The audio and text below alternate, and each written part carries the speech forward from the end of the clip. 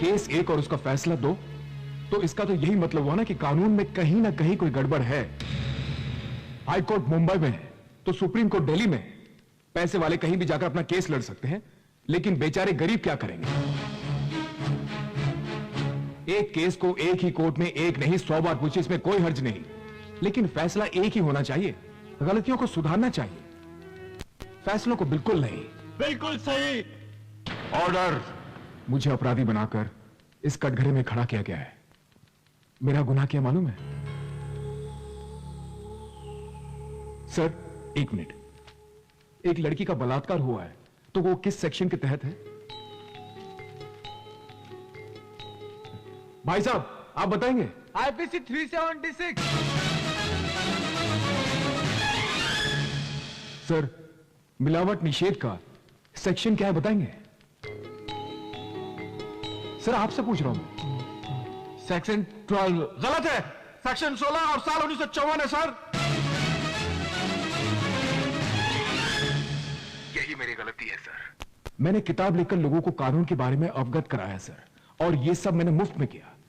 Your honour, लोगों की सेवा करने के लिए पुलिस और कानून है, लेकिन वो जनता जो कोर्ट की मर्यादा रखना चाहती है, वो डरती है कोर्ट से। पुलिस गलत केस डालेगी और कोर्ट तारीख दे देगी। जज नहीं आया, तारीख। वकील नहीं आया, तारीख। पक्ष वाले नहीं आए, तारीख। सबूत वाले नहीं आए, तारीख। इस तरह तारीख पे तारीख देकर 3 महीने के केस को 30 साल तक खींच देंगे। जज को तनख्वाह मिलती है और वकील को फीस, लेकिन केस का क्या? तारीख। इस तरह कई लोगों की जिंदगी तारीख में गुजर जाती है। एक बहुत सामान्य सिविल केस में ही केस करने वाला और जिसपे केस दोनों मर जाते हैं, लेकिन तारीख अगले महीने तक रहती है। और ये मैं नहीं कह रहा हूं सर, बल्कि भुगतने वाले की कविता है। आज के हालात का सही वर्णन है ये। इसका कारण क्या है? जजों की कमी। जहां 13 लाख की आबादी के लिए सिर्फ 10 जज है, सुप्रीम कोर्ट में 3 लाख केस और हाई कोर्ट में 30 लाख केस पेंडिंग है सर। भारत की जनसंख्या से ज्यादा तो यहां केस है, और यह हालात बदलना चाहिए। जजों और कोर्टों की संख्या बढ़ानी चाहिए। एक साधारण आदमी जब झूठ बोलता है ना, घोर अपराध माना जाता है। वही झूठ जब एक वकील बोलता है, उसे बुद्धिमान कहा जाता है। ताजुब की बात है ना सर। स्वतंत्रता दिलाने वाले गांधी एक वकील थे। हमारे कॉन्स्टिट्यूशन के जन्मदाता अंबेडकर, वो भी वकील थे। हमारे प्रथम प्रधानमंत्री नेहरू भी वकील थे, और इनके कारण वकील के पेशे को इज्जत मिली है। क्या आज हमारे वकीलों को वकालत की जानकारी है? नहीं है सर। वो हमारा लॉयर दूध में मिलावट करने वाले अपराधी के केस में 5 लाख घूस लेकर उसे रिहा कर दिया। और क्या आप जानते हैं कि उस दूध को पीकर कितने बच्चों ने तड़प तड़प कर अपनी जान दे दी सर? ये तो कुछ भी नहीं। ऐसे कितने वकील हैं जो घूस लेकर केस को बंद कर देते हैं, पैसे के लिए झूठ का साथ देते हैं। अगर पैसा जरूरी है तो चोरी कर सकते हैं, डाका डाल सकते हैं, चाहे लड़कियों का धंधा कर सकते हैं, जो चाहे कर सकते हैं। लेकिन इस पवित्र पेशे का अपमान क्यों? कोर्ट आम आदमी के लिए एक मंदिर है। जज और वकील को लोगों ने भगवान का दर्जा दिया हुआ। होना जब एक बच्चे को एलकेजी में भर्ती करना होता है ना, तो बाप पढ़ा लिखा है, मां पढ़ी लिखी है, ये पूछते हैं। लेकिन 5 साल देश को चलाने वाला एमएलए कितना पढ़ा लिखा है, ये पूछते हैं। क्या कानून ने पूछा है? क्या 100 करोड़ जनता में कितनों को मालूम है कि कंज्यूमर कोर्ट किस चिड़िया का नाम है? क्या गांव वालों को कानून की जानकारी है? क्या लोगों को कानूनी भाषा समझ में आती है?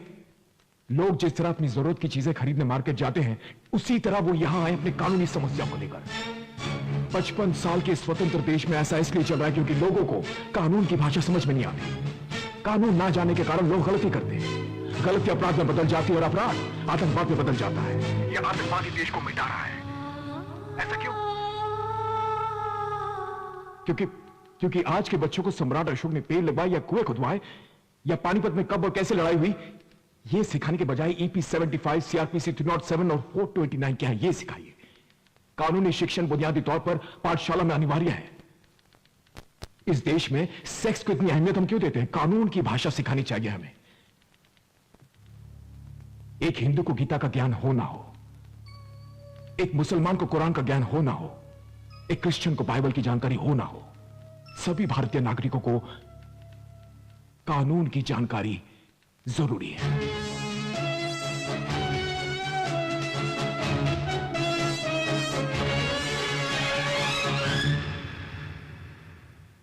मुफ्त कानूनी केंद्र के नाम पर आतंकवादियों को भड़का करके मुझे गिरफ्तार किया गया है, और खुद कानून जानने वाला जीके अनजान जनता को धोखा दे रहा है, और इसलिए मैंने उस पर कार्रवाई करने की कोशिश की उसने जानबूझकर ऐसे हालात पैदा कर दिए कि आज मैं इस कटघरे में खड़ा हूं, और इसमें उसका साथ दिया कुछ पुलिस वाले और कुछ कानून के जानकार भी।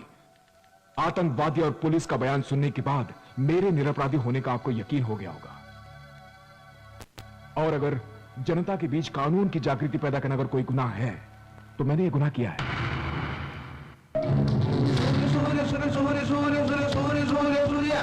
फूंक से बुझने वाला नहीं हूं मैं, सूर्य।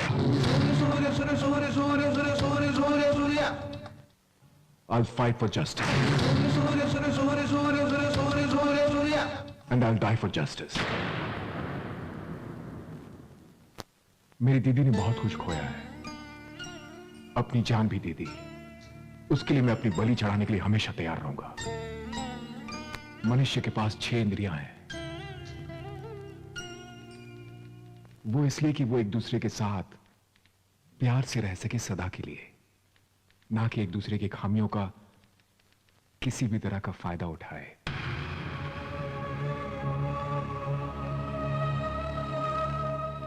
आतंकवादियों और पुलिस के गवाहों के बयानों को मद्देनजर रखते हुए ये अदालत इस नतीजे पर पहुंची है कि वकील श्री सूर्या को ये कोर्ट बेगुनाह मानते हुए बाइज्जत बरी करती है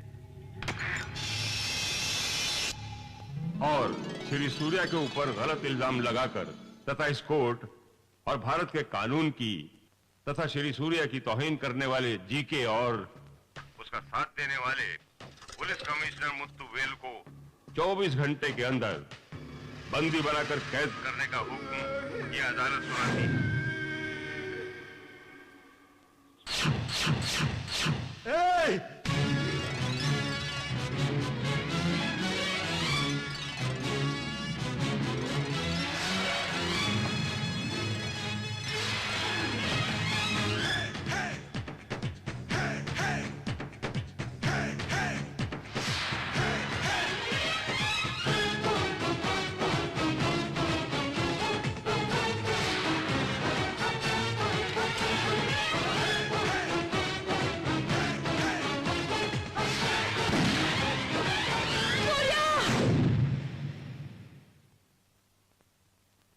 सूर्या को मार डालो।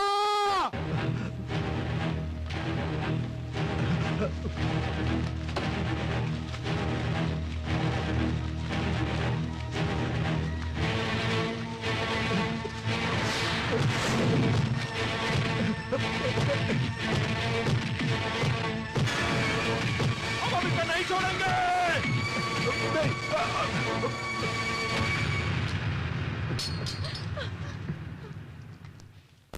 मैंने कानून को हाथ में लेने के लिए नहीं कहा था, सिर्फ जानने के लिए कहा था।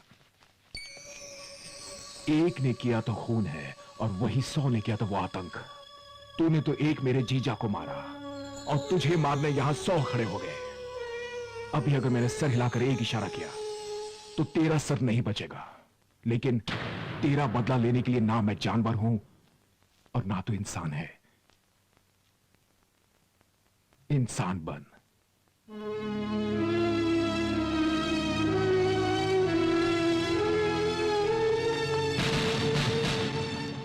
Mister George. Yes sir. मुझे सूर्या से मिलना है। जी सर। अरेंज कीजिए।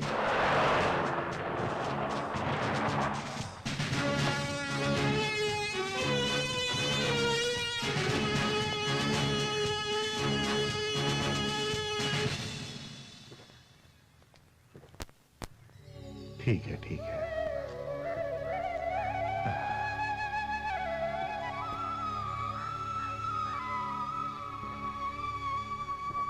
हम आपकी भावनाओं की कद्र करते हैं। हम चाहते हैं कि आपकी ये कोशिश सारे देश के जनता के सामने पहुंचनी चाहिए, और आपकी इस कोशिश में हम आपके साथ हैं। हम है भारतवासी, कोई बंगला कोई मद्रासी, आओ मिलकर कदम बढ़ाए, जीत ले सारी दुनिया। हम है भारतवासी, कोई बंगला कोई मद्रासी। इस बीच सूर्या प्रिया से शादी कर लेता है। सारी दुनिया सारा जमाना मिलकर तेरा रास्ता रोक न पाएगा और पिघल जा